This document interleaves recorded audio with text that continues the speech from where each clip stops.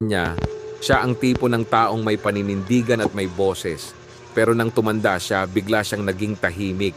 Hindi dahil nawala ang talino niya, kundi dahil inuna niya lagi ang kapakanan ng kanyang mga anak.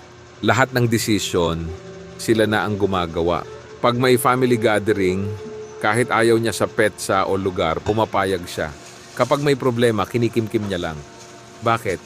Dahil ang paniniwala niya, ayokong magkagulo. Gusto ko lang ng maayos na pamilya. Pero imbes na tumaas ang tingin sa kanya ng kanyang mga anak, kabaligtaran ang nangyari. Nasanay sila na si nanay ay laging oo, laging sunod, laging walang reklamo, hanggang sa punto na parang wala na siyang sariling boses. Ito ang aral, ang respeto ay hindi nakukuha sa katahimikan o pagsuko. Nakukuha ito sa paninindigan at pagpapahalaga sa sarili. Kung gusto mong ibalik ang respeto ng mga anak mo, hindi mo kailangan habulin ito. Sa halip,